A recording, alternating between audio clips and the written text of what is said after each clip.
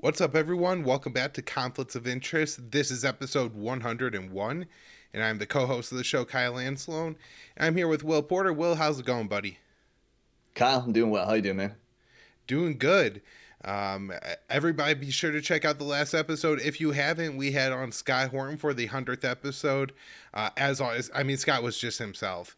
And I think he knows that our audience knows what me and Will know. And so when he comes on this show, he doesn't explain everything. He just gives you the absolute best highlight. So I think we got the absolute best of Scott for a little over an hour. And listen to him talk about Afghanistan, Ukraine. We will put the link for that episode in the show notes page, but it was just a previous episode of the show.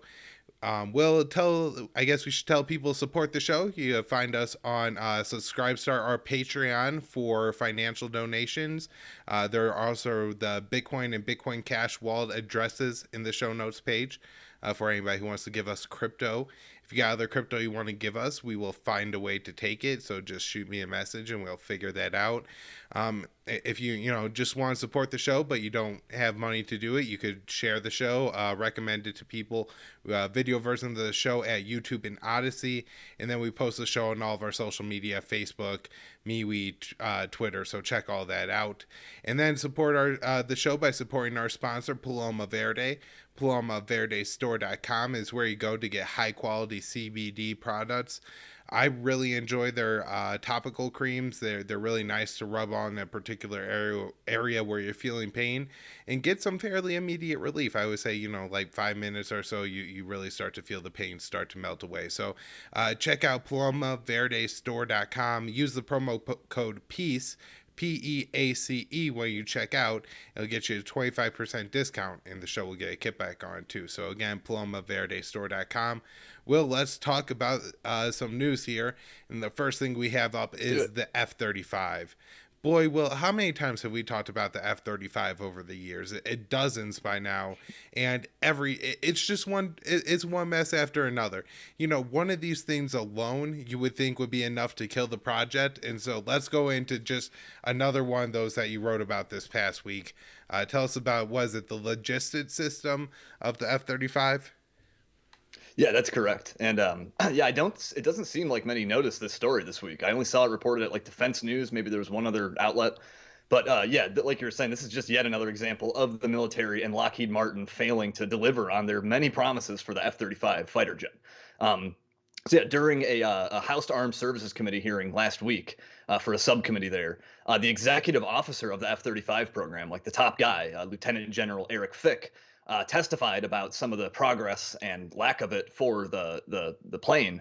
And he's saying that a major system upgrade that they planned for the F-35 is now on a strategic pause, which is, that's basically a euphemism for it's not going very well, and we can't do what we said we were going to do. He was saying how, like, he gave this aggressive timeline for when they could have this accomplished, this new logistics system, which is it's a ground-based software system that it integrates with the F-35 systems. And for a while now, they've been talking about upgrading those. Right now, it's a system called Alice, and they're upgrading it to a thing called Odin. And it was supposed to be this big, expensive project. It was supposed to improve the plane's capabilities. But now they're saying that they've underestimated just how difficult it would be to transition between these two systems, and they're really not sure how they're going to accomplish that. Now, Alice itself, they've poured, I think, like $1 billion into it. Originally, it was supposed to have a $16 billion cost over its entire lifespan, but it's been such a major headache that they've they want to replace it. And they've had issues with not only with how well the system performs, but there's also these weird intellectual property issues about who actually owns the proprietary software. I think right now Lockheed they designed and developed the plane. I think they own the data for Alice, either them or another subcontractor. But under this new system for Odin, the government was supposed to have full ownership and control of that. So that was one thing they were hoping to solve with this new system. But again, they put it on a strategic pause, which I like that phrase. I'm gonna start using that myself when I can't meet my deadlines. And we've talked about many times on the show, like you said, just the many problems throughout the F-35's lifetime. I don't even know if I could list them all here, but there have been all kinds of delays in developing the plane's systems as well as upgrades for those systems. Some of those have been for years, and this transition from Alice to Odin is now one of those systems they're struggling to upgrade. They've had all kinds of cost overruns where they're going way over their initial projected costs to the point where the plane, I think, is now supposed to cost well in excess of $1 trillion. I've seen some estimates up to 1.7 trillion. There've been issues with the plane's autocannon, the 25 millimeter autocannon. Where, like just last month, even they're still struggling with this. During a training mission last month, F-35 nearly shot itself out of the sky because the gun malfunctioned. And fortunately, the pilot was able to limp it back to base, but like they're still struggling. This gun cannot put lead on targets apparently. There have been issues with the stealth coating where it can't really fly through rain or sandstorms. Sometimes the plane's afterburner plume like burns it gets so hot that it melts the stealth coating and makes it like not useful for stealth. They're having issues with the oxygen system in the cockpit where the pilots were getting headaches and sinus pressure and all this stuff. And then last year with the software systems, the Pentagon still found nearly 900 outstanding glitches like with the F-35. So there's just been an endless series of problems with this thing. It seems like they never end. And actually, it's gotten so bad, it's gotten to the point where they're now talking about possibly like developing a whole new plane. The Air Force, I think in February, was talking about developing a clean sheet design for a new aircraft that, like the F-35 is supposed to be the 5th-gen fighter jet, and they're talking about developing a 4th-and-a-half-gen plane or a 5th-gen minus to sort of like, cover for the F-35 while they develop that. But the thing is, though, they're not going to scrap the F-35. They're going to keep dumping billions of dollars into that thing. And apparently while they consider developing this new one. So I don't know, like Lockheed, no matter how many problems this thing has, no matter how many delays, Lockheed has very good lobbyists, and it does not seem like they're going to be kicked off the gravy train anytime soon, even as they basically admit, even as the Air Force admits the failures of this plane. So, that's kind of where we're at now. There's a major delay in a major systems upgrade for the F-35. Well, I'm gonna make a prediction, and I kind of don't want to do it because I don't want to be right, but I predict that Odin will fail, and they're going to build a new system and call it Thor, and it's going to cost us about $8 billion will be the initial estimate. It'll hit about 15 by the time they're done. It still not fits the problems before they roll it back to Alex in 2027. So that's just or move on to Loki or something. Right. We'll be on episode 1000 talking about how the F-35 and their new operating system. But this is really how it works. It's unbelievable. And again, this is just one small example of the many examples of the F-35 that doesn't seem to be getting any better at all. It doesn't seem like they're really moving that much closer to having this thing battle ready. Well, this is one of the crazy things that I've talked about. When you look at some of our new military technology, like the F-35s, like the new aircraft carriers, they had classes of destroyers that still don't have a main weapon for. Which is the number of problems that our military has. Gee, like if they really did want to pick a fight with the world, they might actually lose, despite 30 something percent of the total military spending in the entire world is the US, and we still have these terrible weapon systems. Yeah, I mean, they've been working on this thing for 20 years now. It's been like that time since Lockheed was initially given the contract to develop this new fighter. It's been outrageous. And it seems even as they sort of sort out some of the outstanding issues, like I think they did figure out some of the stuff with the oxygen system, but they just keep finding more and more and more problems. The GAO, I know last year did a review of some of the software systems, and I think they said 60% of those issues had been revealed in just the last year or so. And so they just keep uncovering more and more and more issues with this thing, even as they ostensibly sort out some of the previous ones. Fantastic. Well, Will, catch us up on Ukraine. Let's go back a little bit and do a little bit of a background review, and then get into what some of the new stories are developing. Yeah, sure. Yeah, I do have a few updates for that, but just like for maybe people who have been hearing about there's tension in Ukraine and not quite sure what the context of all that, I can maybe give a little background. So there has been some renewed fighting in Ukraine's east, in this region they call the Donbass, where there are these separatist forces that have basically declared secession from the government in Kiev, where they've created what they're calling people's republics. There's one in Donetsk and there's one in Luhansk, where they're like these like autonomous governments that they say they're independent from the central government in Kiev. And they originally declared secession back in 2014, not too long after there was a revolution in Ukraine to replace the government in Kiev. With U.S. backing, the U.S. supported this coup d'état that overthrew Viktor Yanukovych. It installed this new government in Western Ukraine in Kiev, And immediately after that new government came to power, they declared a war on terror on the secessionist forces in the east. And sort of since then, there have been sporadic fighting between the government and these secessionist forces. And I should mention the Donbass region does border with Russia. And a lot of these people in eastern Ukraine speak Russian and sort of consider themselves to be ethnically Russian. They identify with Russia very much. And there have been a lot of claims of Russian support for the separatist forces. I think some of those are overblown, but certainly the Russians have been, at least allowing volunteers to go over there and support them, stuff like that. And so the Russians do, to some level, support the guys in the east, the separatist forces. So that's sort of the basic context. Is there's this ongoing tension. There's been sort of like sporadic fighting between the government and the separatist forces for years. However, that is sort of flaring up again. And now there are there's reportedly been some shelling incidents that I think have killed some civilians. There's been a buildup of forces on various sides, and there's been a lot of hostile rhetoric kind of going back and forth between them, where they're threatening a new offensive. So that's the basic context here, that there's tensions in the east, and there are concerns that the government will launch this new full-scale offensive to take back these eastern areas and sort of reincorporate them into the central government control. And this could risk, I think, this new offensive could risk pulling in the Russians and expanding this thing to a whole regional conflict that gets way more bloody and deadly.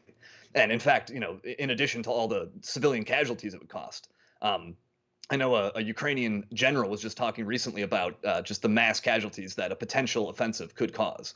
And it sounds like he's kind of warning, like, fortunately, it does seem there's at least some voices warning against like the dangers of this, that he was kind of doing it in a veiled way, saying like, we could do this whenever we want, though there would be some, extreme mass casualties, because you're talking about, artillery shelling in a very like densely populated urban area. That's what would be happening with this offensive. And so, that's sort of all the context here. That's why there are fears of a new, offensive, a new war breaking out effectively. And in the last few weeks, the U.S. government has not been helping this at all, this situation. So just last week, the U.S. Senate approved this $300 million lethal aid military passing through the Senate. They haven't officially approved it yet, but it's advanced through the committees and stuff. And the senators are framing the issue as a conflict not between Ukraine and separatist forces, but between Ukraine and Russia. And they're, like very heavily saber rattling, saying how the Ukrainians will, stand up to Russia and all this stuff.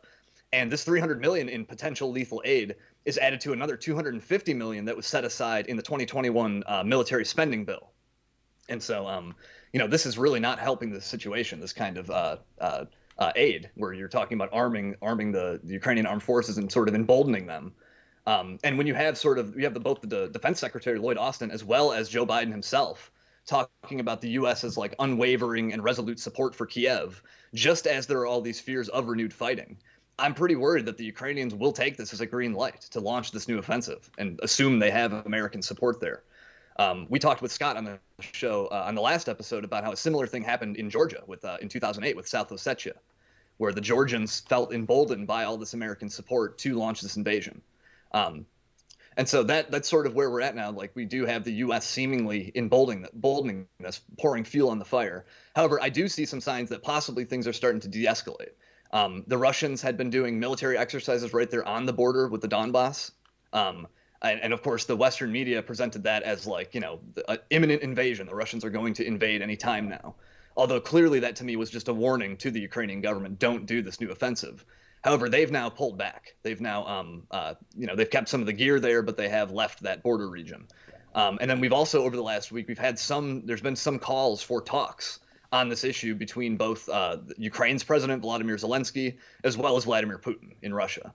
Although Zelensky was still kind of he's trying to talk tough with all this. He's saying, he's not afraid of Russia because he has all this international support, presumably including the U.S., but there are at least some signs that things are de-escalating. There's, the drawdown by the Russians, as well as these calls for talks. I think those are good signs, but we're not quite out of the woods yet with this. I think there's still risk that, renewed fighting could happen. I know the Ukrainians are supposed to be doing joint drills with NATO forces sometime later this year. That could inflame tensions again. But I am hoping that this sort of blows over and that this does not become, obviously, a new war. Right. Yeah. Hopefully Biden realizes what's going on right here and wises up a little bit. And so whenever those drills do come up, we don't end up in another cycle of escalation, and he finds some way to, like, you know, maybe reduce at least the number of troops going or something like that to kind of de-escalate this thing, because you know it just builds and builds. We've seen it time and time again. Will, you know, there was some controversy over the troop numbers. Did you drill down on this at all? You know, I heard some people saying there's 150,000 Russian troops on Ukraine's border. Do you know what do they count? I'm assuming those are all or almost all troops inside of Russia. That there's maybe they count some special forces in the west of the country. I know they don't consider Crimea Russian, but I'm guessing they're counting any troop that the Russians have in Crimea in that number. And then I did read that they did whop at the 150,000 number, and they're actually saying it was 100,000. But that's still, I'm not sure if that's right at all. So I was just wondering if you had any idea of how many troops there are or what the buildup was. Yeah, I did see the same kind of discrepancy, like the dispute over like, what exactly this buildup was. I think again, a lot of it was sort of exaggerated, just like what this meant, not only the troop size, but just like what this signified. Apparently, this is this has happened before where there have been like Russian drills and stuff by the borders where they say, oh, it's a prelude to invasion. However, specifically as to the numbers, I didn't drill down to that. I never did figure out like exactly how many they had there. It was apparently a significant force though that they were doing exercises with. Right. You know, one thing to point out, and while, you know, I'm not for saber rattling necessarily, whenever Russia does have a red line, and right now invading Crimea is essentially invading Russia and seems like a pretty solid red line for the Russians to draw, to posture and to let people know that you're serious, that you're willing to go to war over it, by maybe a troop buildup to, you know, just to make sure that Zelensky, the Ukrainian president, didn't have any idea that he could possibly launch some kind of preemptive attack to take Crimea, like what happened in Georgia with South Ossetia, right? To prevent that. If there's too many troops there to do it, then it can't happen. And so that's seemed to maybe be a part of it to me. Although I didn't see Zelensky completely walking back the fear mongering in the past week. I heard him say that the nation was ready to war and signed up a bill calling up reservists. And so Yes. while it seems that the U.S. and Russia are interested at this point in like toning things down, Ukraine isn't, and that may be that, you know, there's a lot at stake right now geopolitically for Ukraine. Their position of importance, just generally geopolitically, will shift if the Nord Stream 2 pipeline gets completed, and Germany starts to get their natural gas straight through Russia rather than that pipeline running through Ukraine. And so I'm sure there's a lot of very wealthy people in Ukraine, very corrupt people in Ukraine. They get a lot of kickbacks out of that oil or that natural gas flowing just through the pipeline through Ukraine from Russia. And so that may explain part of what's going on here, because, of course, if there is some kind of shooting situation all in Crimea, I think it would be a hard situation for the Germans to resist sanctions or to continue building the Nord Stream 2 pipeline, or actually risk sanctions if you know there was an ongoing conflict with Russia. So that seems to be a part of it there. Well, anything else on Ukraine? No, and I think with that we can move into our next group of stories here. I know you had some updates on Afghanistan, specifically on. I know there was a story last week about how the contractor stationed there have really no clue what's happening. Joe Biden has declared this new withdrawal deadline by September 11th. And, there's thousands of military contractors in Afghanistan, and apparently they're not totally sure what they're supposed to do. So I don't know if you wanted to start there or with somewhere else with another update for Afghanistan, but the floor is yours there. Yeah, so I guess the best statement we've gotten so far, it seems to me, as to what's going on in Afghanistan in the future is from some of Biden's cabinet members. That would be probably Blinken and General Austin. Blinken has said that the U.S. will continue to will monitor Afghanistan and take action as needed. He doesn't clarify what take action means, Will, though, if that is a drone strike, if they're, going to be using like B-52s in Afghanistan, where the drones or the troops will be stationed for it to happen, or if he's talking about possibly taking action means deploying special operations or even ground forces to Afghanistan to deal with any potential problem. So the statements have all been pretty vague, and while they say it's not conditions based, there does seem to be some talk of things being conditions based. How hard the Taliban is fighting the U.S. will depend on what it looks like when the U.S. leaves. General Austin has said the U.S. will continue to pay the salaries of the U.S. forces in Afghanistan, and could potentially provide position the U.S. forces that are currently in Afghanistan in neighboring countries, Tajikistan, Kazakhstan, or Uzbekistan, for counterterrorism purposes. And Will, this reminded me of a recent statement made by U.S. AFRICOM Commander General Stephen Townsend, who said that since Trump ordered U.S. forces out of Somalia, we've been commuting to work, flying in for operations, plus a small footprint in Mogadishu. And I thought, that sounds exactly like what could happen in Afghanistan, right? So we moved the 25,000 troops out of the country. We keep some contractors there. We keep a small number of forces either at the Bagram Air Base or in Kabul, somewhere around the green zone there. And then anytime, probably once or twice a week, we fly in however many troops we want. And Will, they're there for 24, 48 hours. It lasts a week or whatever. I'm sure this is a very good way that they could turn Afghanistan, continue that forever war. And so I saw the writing on the wall with that. And but to get back to the contractor question specifically, we have an article here from the AP saying that U.S. troops are packing up and beginning to pull out, but there's no clarification on contractors there. And in fact, this article mentions that the U.S. may be deploying more personnel. I suppose that would include contractors as well, depending on what equipment they work with, to Afghanistan in the near term to pull out equipment. But the role of contractors is unknown. Dave DeCamp has this article at antiwar.com titled Pentagon Contractors Left in the Dark on Afghanistan Withdrawal Plan. And he writes, according to a report from Bloomberg Law, contractors in Afghanistan employed by the U.S. military, who vastly outnumber U.S. troops in the country, have got minimal direction on the president's withdrawal plan. And, they're asking for a much clearer idea of what the end game looks like. General McKenzie, who's the head of CENTCOM, recently expressed concern about the withdrawal. And when he was talking about his concern with the withdrawal, he did indicate that that the U.S. could end up leaving more contractors in Afghanistan because of the things that concern him, like the fall of the Afghan army. We also had the U.S. this week deploying additional B-52s to Afghanistan, Will. And so this sounds like the end of a war to me, when you have to deploy 2 so far, but possibly more to Afghanistan to carry out potential missions against the Taliban, because they're concerned about an increase in the number of attacks.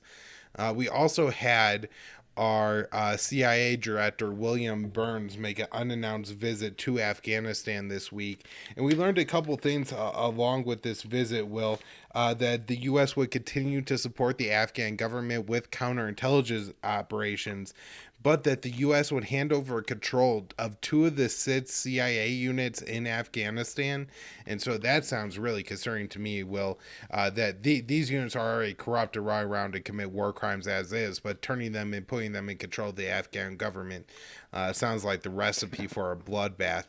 Now, the Taliban say they're not attending peace talks, and I could see how somebody in the U.S. would be like, what the hell? We just said we're getting out of the country, we're ending the war, and they won't even attend peace talks. But that's because the news doesn't report that the U.S. actually blew through the deadline that we are supposed to set for the withdrawal being May 1st. And so that's why the Taliban aren't going to the talks. And it just seems another one of those things where The narrative in the U.S. is going to come off as, boy, we're trying to leave the country, but the Taliban just keep attacking us. They won't make peace. They won't even try. They're just these radical jihadist lunatics, and the only solution, the only thing they understand is force, and so we have to meet that force with force. And I really see that narrative bubbling up. Germany has talked about getting their troops out of Afghanistan by July 4th. Isn't it weird that like they're setting the days that are like significant to like American patriotism as the days that this Yeah. war is ending? I really don't understand that, and it's kind of concerning to me. But maybe I'm just ignorant about some kind of German holiday situation. And July 4th in Germany is a day of peace. It'd be random, but maybe. And then the last thing I Hopefully. have is a new report from the Cost of War Project that's at Brown University. Now estimates that $2.26 trillion has been spent on the war in My God. Afghanistan, and it's killed 250,000 people. And I have to imagine that 250,000 people is a huge undercount, Will. Just looking at the bombs that they dropped in the Trump administration, what we know about versus, what they reported, and especially when they Yeah. started targeting all the drug labs through the Iron Tempest campaign. And can you imagine Yeah. that Yeah. at this point in our country, we don't even have a debate when we decide that we're going to start dropping bombs on drug labs? Like, that's not a completely different thing than the war on terrorism and what Yeah. the whole 2001 AUMF authorized. So it's a mess. Will, I don't really think, in fairness to the Biden administration, that they actually know what they're doing, and so to say that they're not going to get the contractors out may be wrong. But they certainly don't seem to have a plan for that yet. And until they do, and until everybody starts coming out, I'm not going to believe it. Also, I think them deploying the B-52 there is somewhat symbolic of what the war's becoming. It's going to be more air power than ground power. And I think they just feel like they have the ability to collect intelligence better without having personnel on the ground. I'm sure the Taliban are using more technology, and that somewhat helps. If they're all on cell phones, you can monitor them a little bit better. The drone technology, the surveillance technology is getting better. So, um, at least they believe that they're going to be able to wage this war with air power. And I think that's the way they're going. And then maybe maintain enough contractors in the country to not have the Afghan government completely fall apart. Yeah. Yeah. God, that 2 trillion number is just absolutely insane. And now when it comes to the contractors, now I haven't really seen. I don't know if anyone knows this. I don't know if it's been reported at all. But have you seen anything about? Have they talked about that at all? Like if they're remaining contractors? Because the Taliban have said if there are foreign forces remaining in the country beyond the withdrawal deadline, or they've said this previously, that they will launch attacks. That they've very clearly threatened to do that. And it seems like I don't think they would see a loophole in them being private contractors. They would still consider those foreign forces and still do what they vowed to do. So did you get that same impression? So, well, I always had the impression that the Taliban care if you're in uniform with a little patch and an insignia and, fatigues and you have dog tags on. And that they're really not concerned about other armed Americans working for the U.S. government running around their country that are subject to even, less rule of law than the regular soldiers, right? Like, it's just so absurd. But I'm sure that, Americans generally, not knowing that there's a huge number of contractors in Afghanistan, or maybe your right wing uncle says, okay, but you're talking about like the 150 cooks and the guys that clean the bathroom. Like, not every single person you deploy to Afghanistan is going to be a soldier. And yeah, but True. we're talking about a 7-to-1 ratio here. We're not talking about a 7-to-1 ratio in the number of troops to contractors, but the number of contractors to Yeah. troops. And so, yeah, if the troops leave and the contractors stay, I don't see how the people of Afghanistan will really care. That especially the Taliban, that's the case. I mean, we talked about throughout this war that there were times where the U.S. would go and invade a valley, and the people there would think it was the USSR coming back or something like that, right? Not That's right. realizing that empire had completely collapsed, and this was the next one. And so, yeah, what? do you think they're going to get like the big announcement that they're going to see like I hope Biden goes and stands on an aircraft carrier with a big mission accomplished banner in his background. We got to figure out whoever is on his campaign that's putting that together and get them to do something stupid like that. Although I could see he won't wear a suit, he'll wear in one of his leather jackets when he's giving Right. that Some speech. shades. Yep. All right. Well, Yeah, anything yeah. So else? that Go ahead. I was just gonna say that that is very concerning. The not only the contractors, but also the idea they'll station troops in nearby countries. That looks like some kind of like model for half occupation, half war. That I don't know if that's gonna appease the Taliban. But I don't know if we have no more stuff on Afghanistan. I think we can move over to Iran. Where yeah, I know you had some stories this week. I'm admittedly a bit behind on this news, so catch us up this week. What's happening with Iran? Yeah. So I just wanted to update how talks are going. Well, I know Yeah, last week we said that maybe not going so well. I think that's still the case, although maybe the most promising news that we had was Iran's Rouhani, that's the prime president there, saying yeah, yeah. that 60 to 70% of the issues have been resolved in the Vienna talks, and they did set up a third working group. So, as you explained last week, there's two working groups: one on trying to get the U.S. back in the agreement, and one on trying to get Iran back in the agreement. And now they've set up a third working group that's trying to determine the sequence of steps that need to be taken to get both sides back in the agreement. And so this does sound like Nice. diplomacy is taking place, and that despite everything else I'm going to talk about and what's going on, that they have made some progress towards reviving the deal. But now I'm going to talk Yeah. about all the bad news and all like kind of the bad things unfolding that makes it seem like this won't end up being the promising end that it could be. And that is the U.S. is reporting that they're open to lifting some terror sanctions on Iran, and that is specifically the sanctions on their central bank. But according to the Wall Street Journal, they're still unwilling to lift sanctions on the IRGC. And so, from my understanding, the Biden administration, we don't know what sanctions are in what category, but has brought the sanctions on Iran down into three categories, and one's category of sanctions that they're willing to lift. A category number two is sanctions that they're unwilling to lift, and then number three is unsure. Again, we don't know what's in what category. It is important to remember that Obama did maintain some sanctions on Iran after the JCPOA was in place, and so it's not like Yeah. the country was completely unsanctioned when Trump took office. So I'm not sure if they're talking specifically about maybe some of the sanctions that Obama maintained that they're going to keep on, but it seems like there's a lot of pressure to keep the terror designation on the IRGC. And I think that's a red line for Iran. I think they want those sanctions lifted. Now, Yeah. last week, I believe Israel carried out a cyber attack on, or potentially I don't know. They carried out some kind of attack on um, Iran's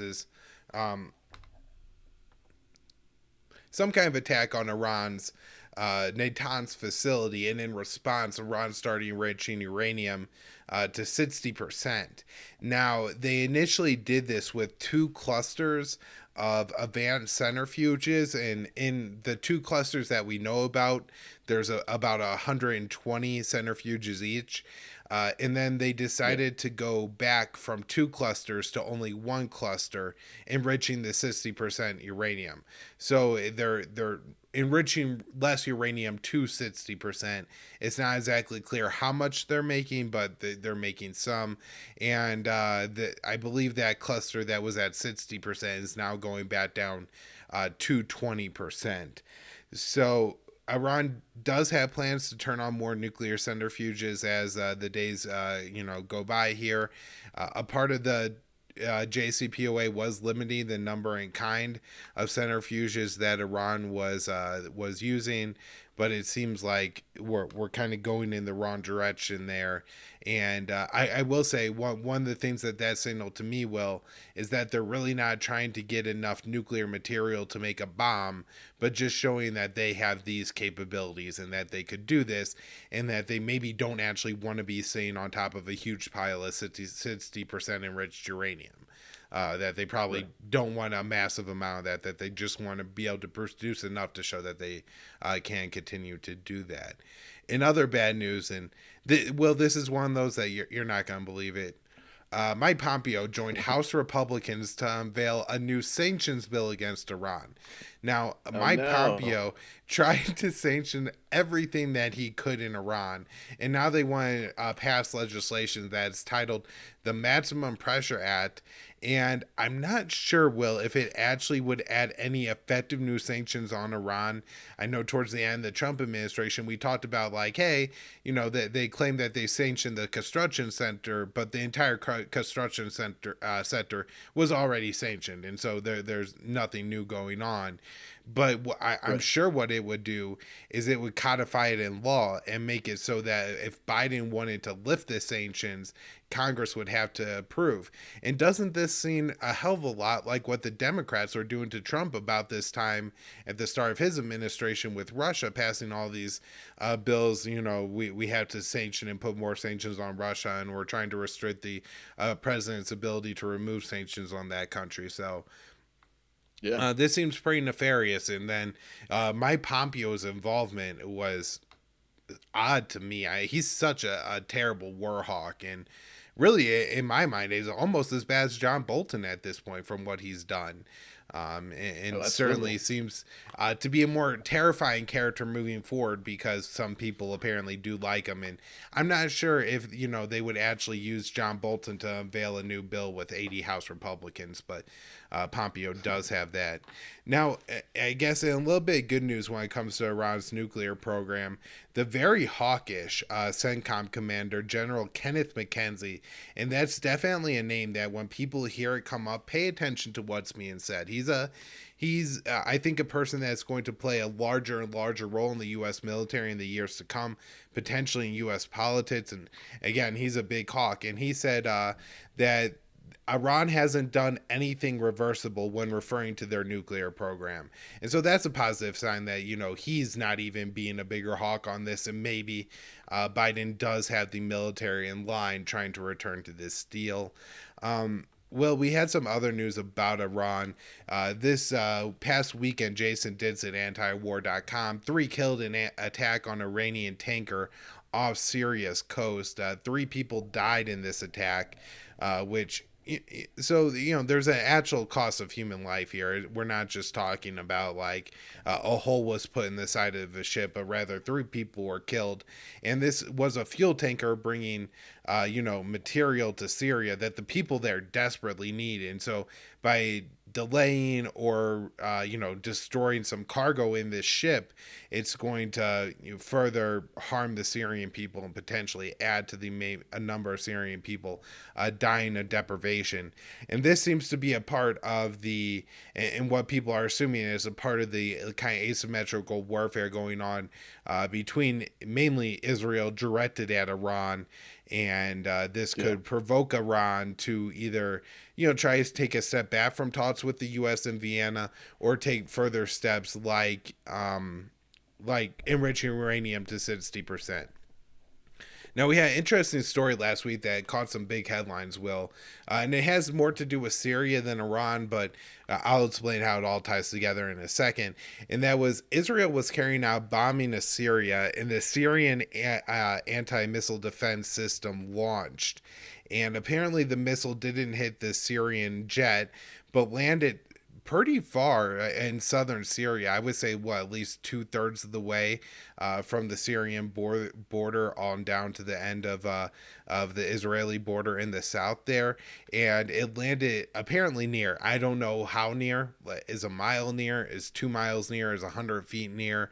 Did it hit the parking lot of an Israeli nuclear site? Now, it seems all the Yeah. The experts. Dimona. Yes. Now, it seems from what I've seen, Will, the experts have come out and kind of said that this wasn't an attack on the Israeli nuclear site.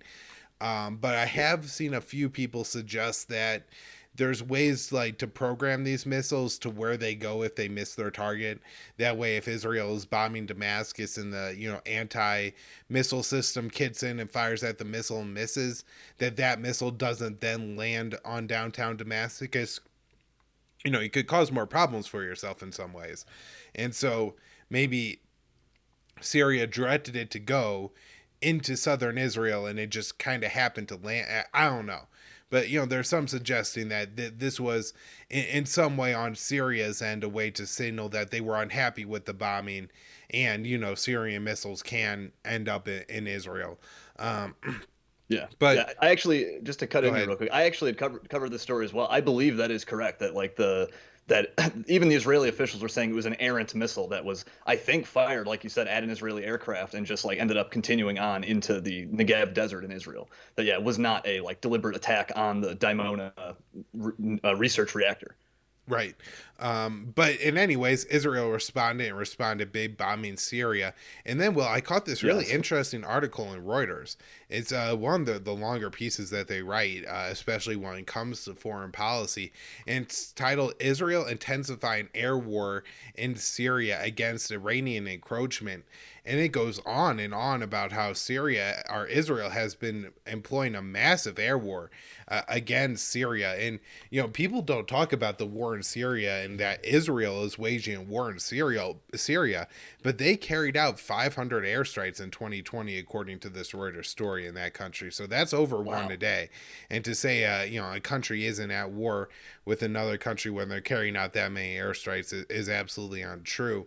One of the things, the Israelis are saying is that they're targeting Iranian sites, but it seems like the Iranian sites that are being heavily targeted are around the city of Damascus, which maybe that's where Iran is moving a lot of weapons, but it's also absolutely terrorizing the population of that city to constantly have, these air wars going on over. Watch the pictures of, the Israelis jets come in, the Syrian air defense systems deploy, they launch missiles, the anti-air or the anti-missile systems deploy. It's there's a lot of fireworks going on above that city, and it's happening with really large bombs. They detail how Israel is using bunker buster bombs, and it seems to be happening more and more. So, and again, this is aimed at Iran, and it's very interesting, Will, that this seems to be ticking up as these talks are going on. The last story I Yeah. had to mention was just that some rockets landed near the Baghdad airport, about three of them, and not that it matters a whole lot that this happened or is significant, but a lot of times this ends up being used as anti-Iranian propaganda. So just wanted to mention that happened, although there was no claim, nobody got hit or anything. But they will use that as a stat of a attack by potentially Iranian backed militias against the U.S. or Iraqi government. Will, anything on Iran? Yeah, I mean those like rocket attacks you're referring to, we can see how those things escalate. I believe that was what was the prelude to the assassination of Qasem Soleimani, was some of these like random rocket attacks. I know there was that protest at the U.S. embassy, but that eventually, yeah, culminated in a major strike on like a top Iranian general that really, escalated tensions there that could have sparked off a war. So Yeah. those little rocket attacks, they might start as small stories, but they can really escalate. Although I will say, I believe those rocket attacks were, at least in some way, a response to Israeli airstrikes against Shia militias in, what would that be, eastern Syria, along the Iraqi border there. There was one Yeah, more story I wanted to mention, Will, and this one, I sure. mean, it's a little dark, so I don't want to gloat too much, but the last time Danny was on the show, we talked about Chad and how the Yeah, leader yeah. there had sent his army to a different country, and that he had come under an attempted coup a couple times. And I said, Danny, man, that seems really dangerous. And guess what? The longtime dictator of Chad, Deby, is dead. He was apparently killed Yep. on the front lines. I feel like there's more to this story to be developed. Will, from the story that's being told, before they were in the rebels were in the capital, he was out there fighting, and this is not a young man. He's gotta be in his 60s or so, and his son is still alive. It doesn't seem like they sat the capital city. In the past, France has been willing to carry out airstrikes to help defend him. It doesn't seem like that happened at all. And so I don't know if he Yeah. got maybe sacrificed here. Maybe he wasn't playing ball on the right things and they decide not to defend him. They seem happy with his son's takeover of the military. He's a little bit younger, 36. Another interesting note is that Debbie at least claimed he won an election recently. I'm guessing that even by American standards, that election was rigged, but What was it, like a 90% landslide or something? I forget what the number was, but uh, something unbelievable. yeah, yeah. Maybe he made it like 90 even to make it look a little bit better. The 99% was getting a little like, oh, yeah, this guy and his neighbor don't want to vote for me. So we pretty much know it's not 99%. But yeah, and so Yeah, we'll have to have Danny back on the show to discuss how, because he explained how important, Chad's role is in maintaining the like Western empires control over the Sahel region and how they deploy troops to that's right. these different countries. And so, what's going to happen now that this longtime dictator who has been a key sock puppet of the West has fallen? Now, maybe his son comes in, picks up the mantle, and does the same thing, and the game just continues. But it's worth mentioning and talking about how this could potentially change a region of the world that hundreds of millions of people live there. Right, right. Yeah, I'm curious how that's going to go. Is this going to be more of a Saif Gaddafi situation where the son's sort of a reformer, or is this son more like Uday and Hussein, like just brutal, terrible bastards, and they're going to make things way worse? That's a very interesting development there, for sure. Yeah, we will have to have Danny back on.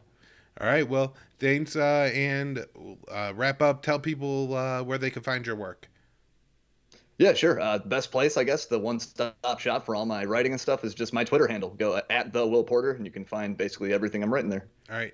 And I'm at Kyle underscore on Twitter. The show is at con underscore interest. We have pages on Facebook and me. We support the show financially on Patreon or Subscribestar. Donate crypto. The wallets to Bitcoin and Bitcoin Cash are in the show notes page. And then check us out at the Libertarian Institute, where I publish all my work. Thanks, everybody. Thanks, Kyle. See you, everybody.